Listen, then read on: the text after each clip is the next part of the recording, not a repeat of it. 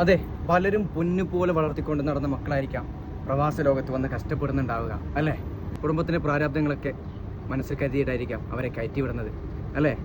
എന്ന് കരുതിയിട്ട് ഇവിടെ വന്നിട്ട് വല്ല കഫ്റ്റീരിയകളിലോ അല്ലെങ്കിൽ ഹൈപ്പർ മാർക്കറ്റിലോ വല്ല സൂപ്പർ മാർക്കറ്റിലോ കയറി വിടാനാണെങ്കിൽ നിങ്ങൾ അവർ അയക്കാതിരിക്കണതാണ് നല്ലത്. കാരണം അവരുടെ ലൈഫ് അതോടുകൂടി സ്വാഹായി. അത്രയേ ഉള്ളൂ എനിക്ക് പറയാനുള്ളത്. ഇവിടെ പ്രവാസിയായിട്ട് വരുന്നവരോട് ചോദിച്ചാൽ മതി. ഇവിടെ കഫ്റ്റീരിയകൾ ഞാൻ പണിയെടുത്തിട്ടുണ്ട്, ഏകദേശം 1-2 വർഷത്തോളം 2-2.5 വർഷത്തോളം പണിയെടുത്തിട്ടുണ്ട്. അതുകൊണ്ടാണ് ഞാൻ പറയുന്നത്, അങ്ങനെയാണെങ്കിൽ വരുന്നുണ്ടെങ്കിൽ കുറച്ചെന്തെങ്കിലും പഠിച്ചിട്ട് നല്ലതെന്തെങ്കിലും നേടുന്നുണ്ടെങ്കിൽ നമ്മളെ ഫ്യൂച്ചർ മുന്നേ കണ്ടിട്ട് അങ്ങനെ വരുന്നതായിരിക്കും നല്ലത് എനിക്ക് തോന്നുന്നത്. പിന്നെ ഒരു കാര്യം എന്ന് പറഞ്ഞാൽ നമ്മൾ കഫ്റ്റീരിയൽ പക്കാലൊക്കെ ജോലി ചെയ്യുമ്പോൾ ഞാൻ മുമ്പ് ഇത് കുറേ വീഡിയോയിൽ പറയണം വിചാരിച്ചാൽ ഒരു സാധനം ഇത് കാണുമ്പോൾ നിങ്ങൾക്ക് ചിലപ്പോൾ ചിരി വരുന്നുണ്ടാവും അല്ലേ.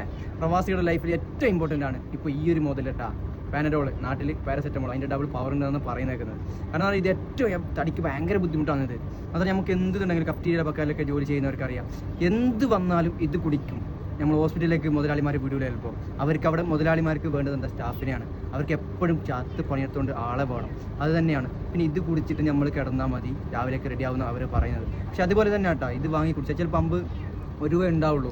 ഇത് വാങ്ങി കുടിച്ചിട്ട് രാവിലെ ആകുമ്പോൾ നമുക്ക് നേരെ ഡ്യൂട്ടിക്ക് പോകാൻ പറ്റും. എന്ത് തലവേദന ഉണ്ടെങ്കിലും എന്ത് മണ്ണകെട്ട ചുടുകാടുണ്ടെങ്കിലും നമുക്ക് ഒരു പ്രശ്നമല്ല കേട്ടോ ഇതൊന്ന് കുടിച്ച് കഴിഞ്ഞാൽ. ആഹാ, അൽഹംദുലില്ലാ, ഹാപ്പിയായി അപ്പോഴേക്ക്.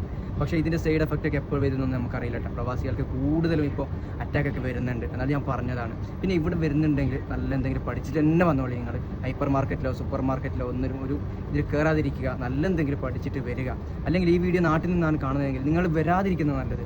നാട്ടിൽ തന്നെ കൂടിക്കോളൂ. എന്തിനാണ് ഇവിടെ വന്നിട്ട് നല്ല റാഹത്തായിട്ട് ഉമ്മാൻ്റെ ഉപ്പാനൊക്കെ ഒന്നിച്ച് കൂടി പെങ്ങന്മാരൊക്കെ ഒന്നിച്ച് കൂടി അടിച്ച് പൊളിച്ച് നിൽക്കി. ഇവിടെ വരാതിരിക്കുന്നത് നല്ലത്. അപ്പോൾ ഓക്കെ, എല്ലാവർക്കും ബൈ.